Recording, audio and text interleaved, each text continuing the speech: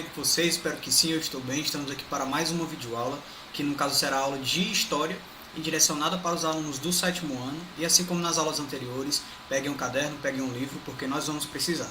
Então bora lá começar a aula, mas antes disso, roda a vinheta. Anote o número.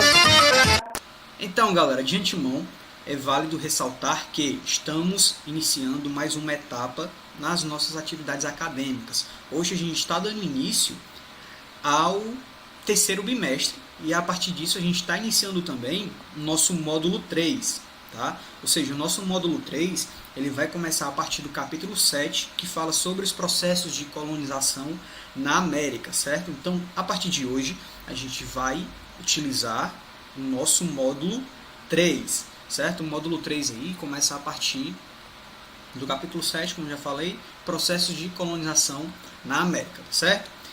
O que é que a gente vai procurar entender nesse capítulo aqui, gente? A gente vai procurar estudar como os europeus, né, das diferentes nações ali, chegaram à América e como eles realizaram ali os primeiros contatos com os povos nativos. A gente vai perceber como esses contatos sofreram mudanças, né, à medida em que os europeus eles obtinham informações sobre as riquezas do continente e organizavam também as formas de obter esses recursos a qualquer custo. Para isso, eles instalaram tipos distintos da colonização, né, de colonização, ou seja, de exploração e também de povoamento. Então, por fim, né, no final do capítulo, a gente vai compreender por que, para os povos nativos, a chegada dos europeus significou a transformação radical do seu modo de vida e da sua cultura também. Hoje, a nossa principal preocupação vai ser entender ali as primeiras interações com os nativos americanos, né? Como foi que aconteceu essa interação, como foi que aconteceu o primeiro contato, como esses primeiros contatos aconteceram entre os indígenas, né, os espanhóis e os portugueses e quais foram as percepções desses indivíduos, certo? Então bora lá. A nossa preocupação inicial aqui nesse momento vai ser entender como foi que as interações entre os europeus e entre os indígenas americanos aconteceu, certo? Parte da nossa discussão que a gente vai fazer nessa aula já foi feita em um momento anterior, quando a gente começou a estudar ali a estruturação das civilizações americanas. A gente procurou entender também a população indígena no contexto do Brasil e parte do que vai ser discutido nessa aula a gente já sabe, inclusive. Então, essa aula vai servir para a gente fazer algumas reafirmações, tá? No primeiro momento, né, o primeiro contato ali entre o indígena e o europeu, né, principalmente quando a gente fala de português e espanhol, qual é a percepção que a gente, quanto estudante de história, tem? A gente percebe que os europeus eles consideraram esse primeiro contato, esse contato com o território americano, claro, a partir da perspectiva eurocêntrica.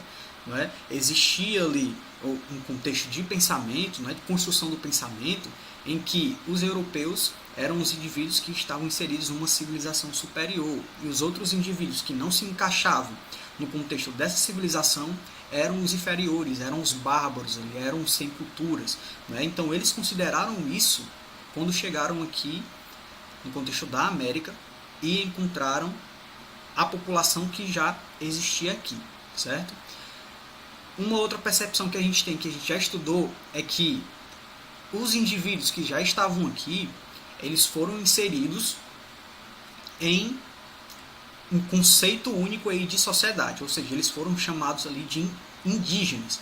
Eram, principalmente, né, uma definição que foi dada a partir da chegada do Cristóvão Colombo aqui no contexto da América, né? Ou seja, todo mundo ali é indígena, todo mundo apresenta a mesma cultura, apresenta as mesmas particularidades, todo mundo fala a mesma língua, todo mundo se veste, entre aspas, da mesma forma, né? Utiliza os utensílios da mesma forma, se inserem num contexto de formação da sociedade da mesma forma, e a gente sabe que isso não se caracteriza como uma realidade. A gente já percebeu que a população indígena aí, ela é muito diversa, tanto na perspectiva cultural, como na perspectiva política também, econômica, entre aspas, digamos assim.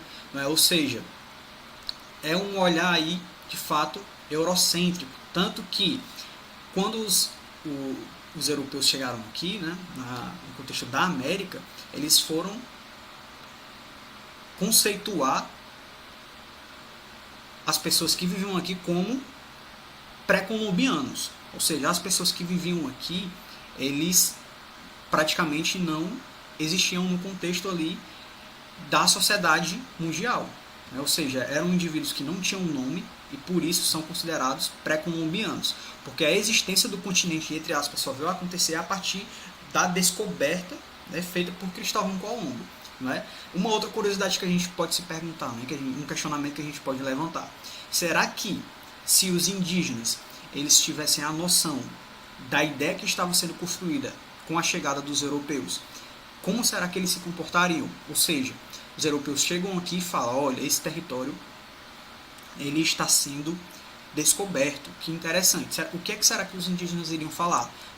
Descoberto, o território está sendo descoberto agora, porque a gente já vive aqui há muitos séculos, entendeu? Vocês chegaram aqui agora, isso é uma descoberta para vocês, porque para a gente esse território ele já existia há muito tempo. As nossas relações aqui sociais, elas estão sendo mantidas há muito tempo. A nossa cultura ela já foi construída.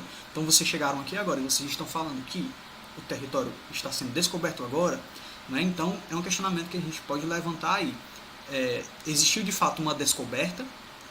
Ou será que existiu uma invasão, né? Uma desestruturação da cultura? Enfim, né, galera? Esse olhar dos europeus, né, sobre os nativos ficou impresso também nas obras artísticas que os europeus produziram, né? Se a gente observar essa imagem aqui, que foi, claro, estruturada por um pintor europeu que retratou ali a imponência, né, de Colombo e a sua tripulação, enquanto os habitantes da terra, o pintor procurou dar um ar de assustados, ou seja, eram bárbaros de fato. Esses indivíduos estão chegando aqui no nosso território, o que é que será que está acontecendo, não é? Além disso, quando os europeus eles retratavam também exclusivamente os nativos, as representações, né, de selvageriam eram ainda mais ressaltadas, né? Então, essas imagens podiam conter, inclusive, cenas de canibalismo, como a gente consegue perceber aqui na imagem que está aparecendo para vocês. Além disso, a organização social dos povos nativos também chamou a atenção desses europeus, né, que consideravam essa organização aí inferior à organização no contexto da Europa, não é isso? Ou seja, as pinturas também traziam um ar de inferioridade que era a ideia passada pelos indígenas, né? Então os europeus tinham essa noção aí. Então o que a gente percebe é que a cultura, né, da população que já vivia no contexto do continente americano foi totalmente desconsiderada, não é? E isso se materializa principalmente quando a gente vai analisar a divisão do território americano. Ou seja, no contexto do território não já existiam indivíduos morando ali. Por que é que o território agora ele precisa ser dividido entre as grandes potências no contexto do mundo quando a gente fala de Europa? Não é isso? Então, a divisão do continente americano, ele de fato foi estruturado, certo? Ou seja, os indivíduos que moravam ali não serviram como impedimento nenhum para que a divisão desse território de fato acontecesse, tá? Então, na Europa,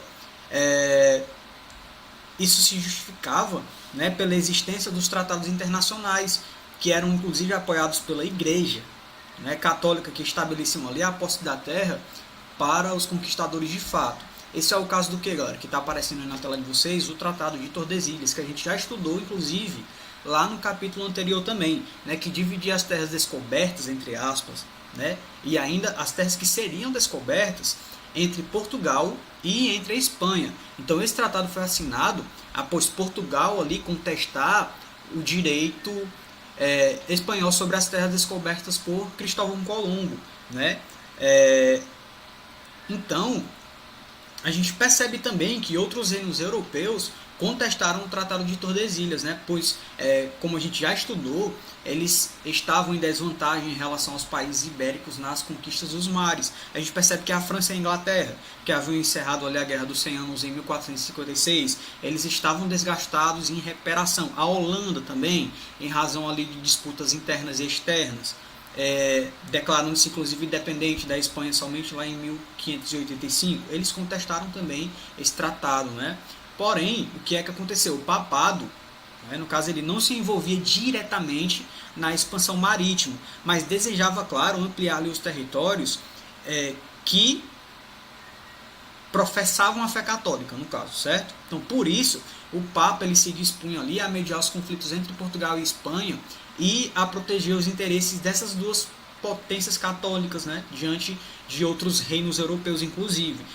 Porém, isso não impediu aí que os franceses, os ingleses e os holandeses, ainda que tardiamente, né, eles se lançassem ao mar em busca de novas rotas às Índias Orientais e também ali à procura da dominação de terras no Ocidente. Por hoje é isso, galera. A gente encerra a nossa aula por aqui. Eu espero que vocês tenham entendido. E vocês já sabem, caso não tenham entendido, entrem em contato comigo pelas redes sociais. A gente tem o nosso Google Meet, onde a gente pode tirar essas dúvidas e ampliar as discussões também, certo? Então é isso. Continue estudando. Até a próxima aula e um forte abraço. Valeu!